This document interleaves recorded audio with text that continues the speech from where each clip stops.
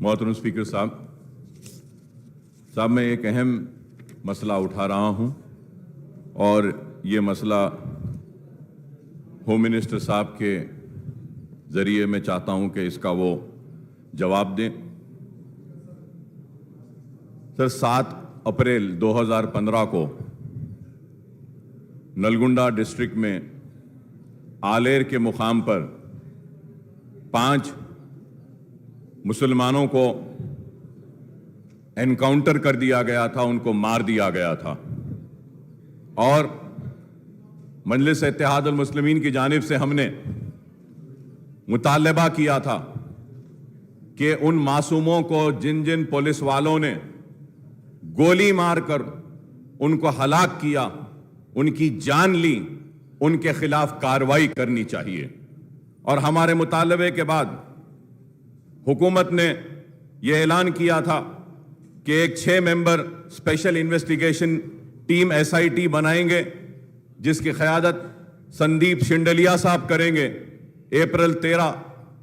13 अप्रैल को बनाया गया था, ऐलान हुआ था, लेकिन आज तक भी वो SIT की रिपोर्ट नहीं आई। तो मैं ये जानना चाहता हूं कि आखिर ये SIT की रिपोर्ट कब आएगी। और सर मैं ये बात आपके इल्म में लाना चाहता हूं कि जिस इल्जाम के तहत इनको गिरफ्तार किया गया था और पुलिस कस्टडी में इनका एनकाउंटर किया गया और जो रास्ते में वो लोग कोर्ट को जा रहे थे जिस केस के लिए, उस केस में सारे के सारे बाइज्जत बरी हो चुके हैं। सर क्या पुलिस को कोई इख्तियार नहीं है किसी का जान लेने के लिए? अदालत है, वो फैसला करेगी कि फांसी पे चढ़ाना चाहिए या इनको उम्र कैद की सजा देनी चाहिए, लेकिन पुलिस कौन होती है इनको जान से मारने के लिए?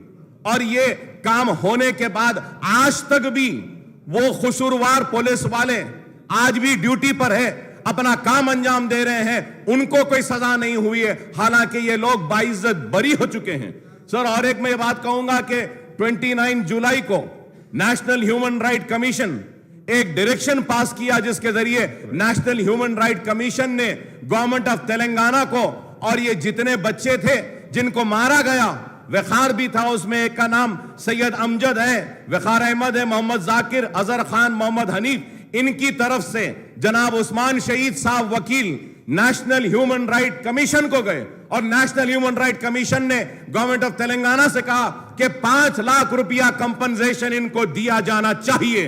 तो मैं आज यहां खड़े रहकर मुतालबा करता हूं स्पीकर साहब आपके जरिए, ये मासूम लोग जिनकी जान ली गई पुलिस एनकाउंटर के जरिए, गोलियां मारकर मारा गया, इनको इंसाफ दिलाइए। इनके अफराद खानदान इंसाफ के लिए आज भी बेचैन हैं और उम्मीद लगाए बैठे हैं कि उनको इंसाफ मिलेगा। मैं भी कहूंगा कि मेरा दिल भी तड़पता है, रो रहा है कि मासूमों को गोली मारकर जान ले ली गई। तो मैं उम्मीद करता हूं कि हुकूमत 5 लाख रुपया उनको ह्यूमन राइट कमीशन की जानिब से जो कहा गया वह एक्सग्रेशिया देगी, और मैं उम्मीद करता हूं कि SIT की रिपोर्ट को टेबल करेगी और वह सारे पुलिस ऑफिसर जो इसमें मुलविस हैं उनको फौरन मुअत्तल करके उनको सजा देते हुए उनको जेल में डाला जाए। ये मेरा मुतालबा है स्पीकर।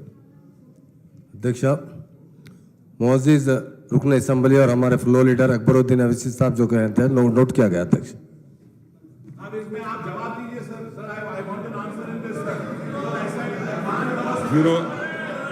जीरो और नफर मैं क्या बोल रहा हूं सुनिए, आप लोग गड़बड़ मत करिए, सिर्फ गड़बड़ करने से नहीं होता। मैं क्या बोल रहा हूं सुनिए पहले सर। मैं only sir we are raising an issue in 0 hour sir. We are raising in 0 hour sir.